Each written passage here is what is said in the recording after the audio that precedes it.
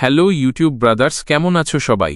আজকের ভিডিওতে আমরা কথা বলবো 2026 সালে আইফোন 5s এর দাম এবং এর খুঁটিনাটি নিয়ে। যারা সেকেন্ড হ্যান্ড আইফোন 5s কিনতে আগ্রহী তাদের জন্য আজকের ভিডিওটি হতে চলেছে খুবই গুরুত্বপূর্ণ, কারণ এই ভিডিওতে আমি তোমাদের জানাবো এখনকার বাজারে আইফোন 5s এর আসল দাম কত এবং একজন দীর্ঘদিনের ব্যবহারকারীর চোখে এই ফোনটি কেমন। শুধু তাই নয়, যে কোনো সেকেন্ড হ্যান্ড ফোন কেনার জন্য থাকছে আমার স্পেশাল টিপস। তাই যদি তুমিও চাও অবিশ্বাস্য কম দামে সেরা ফোনটি কিনতে এবং জানতে চাও এই ফোনটি 2026 সালে কতটা উপযোগী হতে পারে, তাহলে ভিডিওটির একটি সেকেন্ডও মিস করো না। আর হ্যাঁ, তোমরা যারা এখনও চ্যানেলটি সাবস্ক্রাইব করোনি, তোমাদের কাছে আমার ছোট্ট অনুরোধ, প্লিজ চ্যানেলটি সাবস্ক্রাইব করে পাশে থেকো। আর ভিডিওটির একদম শেষে থাকছে একটি দারুণ গিভঅ্যাওয়ে, যেখানে তুমিও জিতে নিতে পারো একটি আইফোন 12 মিনি অথবা একদম নতুন আইফোন 17। তো আর দেরি না করে চলো শুরু করা যাক আজকের এই interesting and informative video. Subscribe to the Tech YouTube channel to get latest tech updates, reviews, and everything about smartphones. বন্ধুরা, 2026 সালে যারা একটি পুরনো কিন্তু নিতান্তই কম বাজেটের মধ্যে একটি আইফোন খুঁজছ, তাদের জন্য আইফোন 5s এখনও একটি বিকল্প হতে পারে। 2013 সালে বাজারে আসা এই ফোনটি একসময় বেশ জনপ্রিয় ছিল এবং এখনও হয়তো কিছু মানুষ এটি ব্যবহার করে। যাদের বাজেট একেবারে কম এবং তোমরা একটা সেকেন্ডারি ফোন খুঁজছ, তারা এই ফোনটি বিবেচনা করতে পারো। তবে মনে রাখবে, এটি কিন্তু বেশ পুরনো একটি মডেল। ফোনটির বয়স প্রায় 13 বছর। 13 বছর পর আজ আমি বিভিন্ন অনলাইন প্ল্যাটফর্ম দেখে তোমাদের জানাবো কিভাবে তোমরা সবচেয়ে কম দামে আইফোন 5s কিনতে পারবে এবং একজন দীর্ঘদিনের আইফোন 5s ব্যবহারকারীর অভিজ্ঞতার ভিত্তিতে তোমাদের জানাবো এই ফোনটি ব্যবহার করার সময় তোমাদের কেমন অভিজ্ঞতা হতে পারে। এই বিষয়টি শুধু আইফোন 5s নয়, বরং অন্যান্য পুরনো ফোন কেনার ক্ষেত্রেও তোমরা কাজে লাগাতে পারবে। আমি এই মুহূর্তে কয়েকটি জনপ্রিয় ওয়েবসাইটে ব্যবহৃত আইফোন 5s এর দাম চেক করেছি।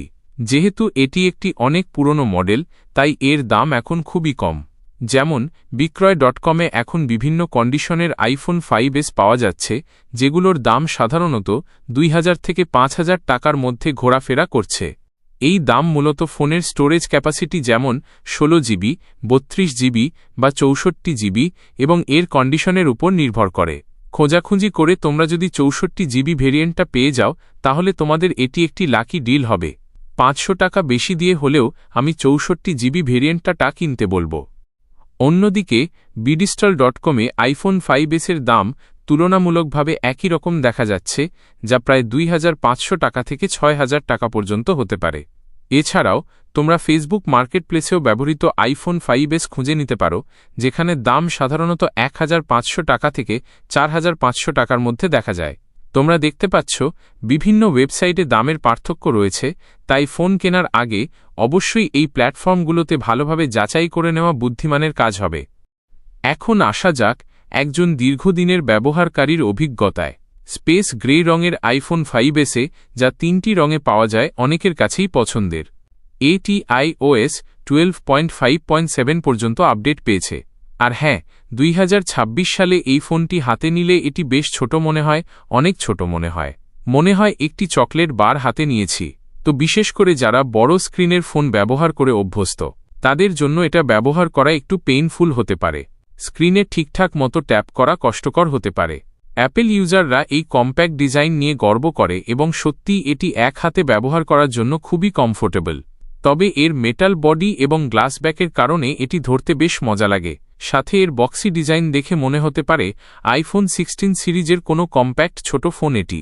এরপর ব্যাটারির কথা বলতে গেলে এতে 1570 মিলিঅ্যাম্পিয়ার ব্যাটারি রয়েছে, যা আজকের দিনের স্মার্টফোনের তুলনায় বেশ কম। এর অসুবিধা হল ব্যাটারি লাইফ খুব বেশি পাওয়া যায় না। সেকেন্ডারি ফোন হিসেবে ইউজ করলেও একদিন কাটানো প্রায় অসম্ভব। তবে আপনার ব্যবহারের উপর ভিত্তি করে একদিন পার হয়ে গেলেও যেতে পারে। শুধুমাত্র যদি টুকটাক দিনে 2-1 বার কাউকে কল দেন, তাহলে একদিন যেতে পারে। যারা আইফোনের পুরাতন ইউজার কিংবা পুরাতন মডেলের আইফোন ব্যবহার করেছ, তারা হয়তো এই ব্যাটারি লাইফের সাথে পরিচিত। তবে হার্ডওয়্যারের দিক থেকে ফোনটি খুবই ভালোভাবে তৈরি। অ্যালুমিনিয়াম বডি এবং নির্ভুলভাবে তৈরি বাটনগুলো এটিকে একটি প্রিমিয়াম লুক দেয়। নিচের দিকে হেডফোন জ্যাক এবং লাইটনিং পোর্ট রয়েছে। স্পিকার গ্রিল দুটি থাকলেও আসলে ডান দিকে একটি স্পিকার ড্রাইভার রয়েছে। ভেতরের স্পেসিফিকেশনের কথা বললে আইফোন 5s এ রয়েছে ডুয়াল কোর 1.3 গিগাহার্টজ চিপ এবং 1 জিবি র্যাম। যদিও আজকের দিনের ফ্ল্যাগশিপ ফোনের তুলনায় এটি অনেক কম, তবুও আইফোনের অপটিমাইজেশনের কারণে ফোনটি বেশ দ্রুত কাজ করে।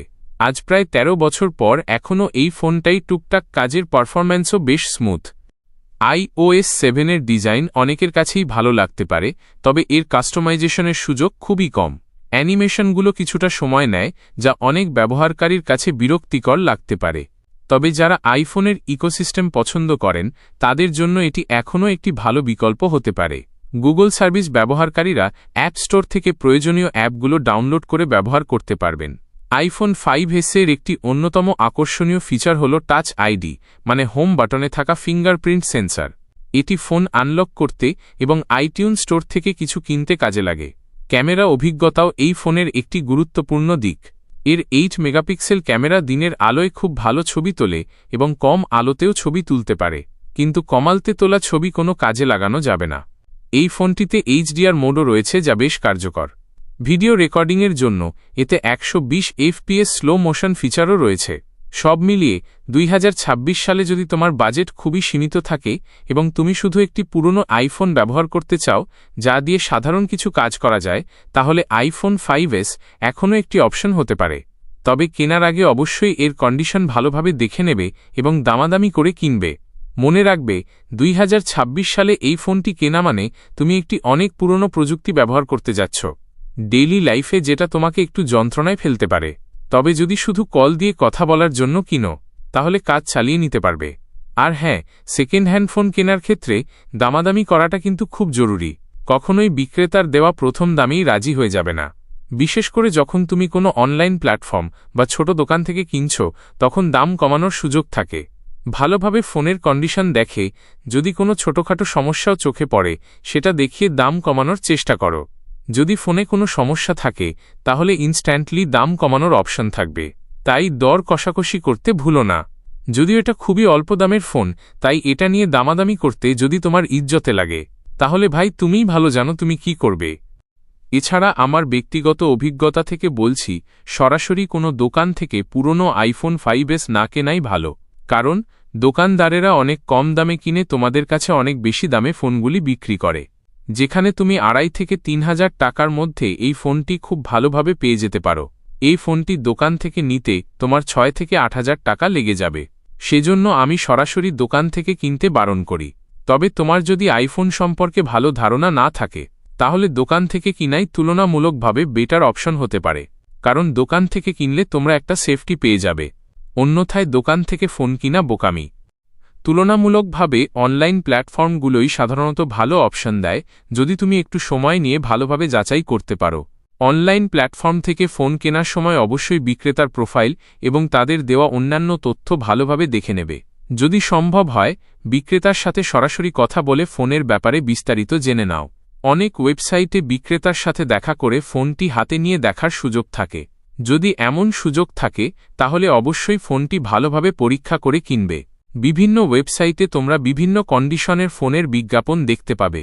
যেহেতু এটি একটি অনেক পুরনো ফোন, তাই খুব ভালো কন্ডিশনের ফোন খুঁজে পাওয়া কঠিন হতে পারে। আমার পরামর্শ থাকবে, যদি 16 জিবি স্টোরেজের আইফোন 5s 2,000 টাকার আশেপাশে পাওয়া যায় এবং ফোনটির জরুরি কাজগুলো যেমন কল করা, ইন্টারনেট ব্যবহার ঠিকঠাকভাবে করতে পারে, তবে সেটি বিবেচনা করতে পারো।